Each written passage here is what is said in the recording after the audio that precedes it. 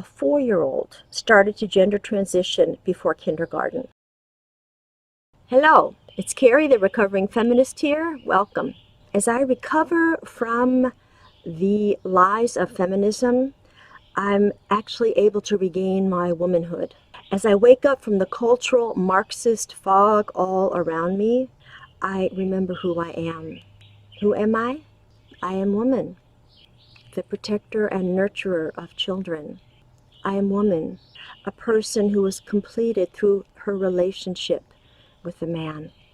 And these two roles are not separate. They are inextricably intertwined within the family.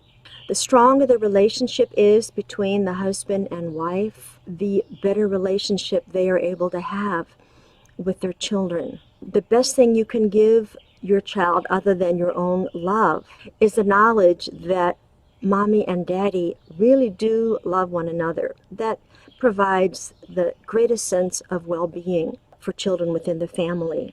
And, nobody who really cares about children would devote themselves to an ideology in an internal or external context, which would cause division between men and women. Yet that is exactly what has happened through the feminist movement. The lie that men are inherently exploitative towards women is the official orthodoxy of feminism. It's no longer the bourgeoisie against the proletariat. It's the patriarchy oppressing the matriarchy. Cultural Marxism has spawned identity politics, and this has caused great damage to the nuclear family. In 1960, 73% of families were nuclear families, traditional biological mom and dad and children. Today, it's less than half. Feminists have relentlessly advanced the idea that our inherent male and female characteristics are simply stereotypes. All of this has worked in a calculated manner to create a lot of confusion and chaos among heterosexuals. As a result, millions of American males are emasculated and divorced from their relationship to the family. Lots of guys now just don't want to deal with having a wife and family. And many women have become temperamentally unfit to be wives and mothers. What happens when children don't have two loving parents? Well, they're much more easily able to become isolated and alone, emotionally stunted and love-starved. And these kind of people are easier to fool and manipulate. And gender identity insanity, which is something I'm going to start talking about today. I'll continue it in the next episode. This phenomenon, I believe, in my opinion, could only happen when people can be fooled and easily manipulated. What is transgender ideology? It's a belief that I was born in the wrong body. I may have been born as a female, but really I am a male, or vice versa. I'm just going to say straight up, maybe this is a little too simple for some of you, but this ideology is not true. It has nothing to do with scientific approach using evidence. It's just emotionalism. In nature, reproduction is binary. Man has XY sex chromosomes, woman has XX sex chromosomes. These are the genetic markers that determine who we are. Okay, sometimes people may be born with chromosomal abnormalities, but guess what? To be called an abnormality, you must have a standard of normality. What is gender identity? It's being defined as a person's perception of having a particular gender which may or may not correspond with their birth sex. Gender identity is not a biological term. It is a psychological, sociological term. It is a way of thinking and feeling. Thoughts and feelings are not hardwired. They develop. They can change.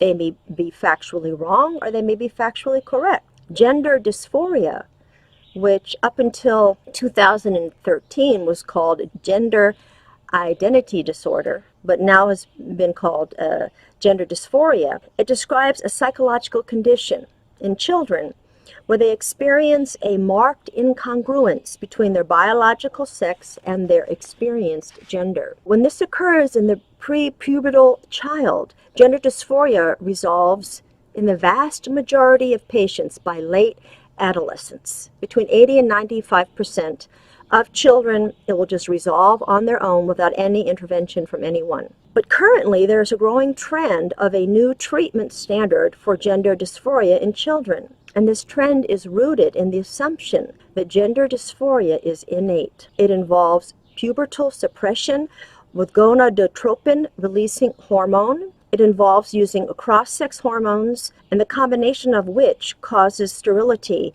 in minors.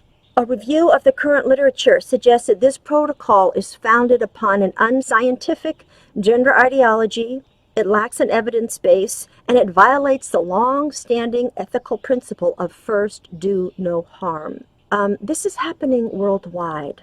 At Children's Hospital in Boston, parents of children who struggle with gender confusion are being encouraged to raise their children according to the gender the children say they want to be. Some of these children are given puberty-delaying drugs in anticipation of surgery and a lifetime of taking opposite-sex hormones. In Australia, a 4-year-old started to gender transition before kindergarten. In Melbourne's Royal Children's Hospital, 250 children, some as young as 3 years old, have made appointments with the gender dysphoria unit.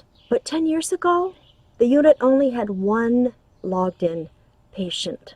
In Canada, a bill was passed, Bill 89 in 2017, that can now allow the government to remove kids from home if their parents oppose the new transgender ideology. Ladies and gentlemen, gender dysphoria is a mental illness, and individuals with disorders of sex development are being used as pawns in the fight to make mental illness a civil right. I'm sorry, but there's no such thing as a civil right to a mental illness. More than half of transgender male teens who participated in surveys attempt suicide in their lifetime. 30% of transgender female teens said they attempted suicide. Among non-binary youth, 42% of respondents stated that they had attempted suicide at some point in their lives. Almost every day, we read news stories of new laws being enacted that include gender identity and expression based on the growing impact of the transgender movement. We have to stop this insanity. The Trans Activist Society, which roared up out of nowhere, it's a biology-denying illusion. It came out of nowhere 3 to 5 years ago. And I'm going to say right now, it's at the beginning of its end. Many people, I'm sure some of you watching, feel very frustrated and helpless to deal with this madness. But we have to start by speaking the truth. There are only 2 biological sexes. In truth, the word gender has actually been hijacked by transgender activists. Its true meaning, what it meant before the 1950s, for about 2,000 years, it just means male or female as it applies to grammar, not persons. Okay, this whole gender identity insanity is a terrible disservice to our young people. Parents, we have to take the lead. As a recovering feminist, I'm going to assert my role as a mom, as a person who is not just mother of my children, but as a mother here in this great nation of America, to stand up, to take responsibility in the ways that are at my disposal, to protect our children. And this is a responsibility that's given to us by our Creator. So I hope you will join me in this fight by speaking out with the truth. Never forget that wisdom brings strength and knowledge gives power. So this is a recovering feminist saying, thanks for joining me. See you next time.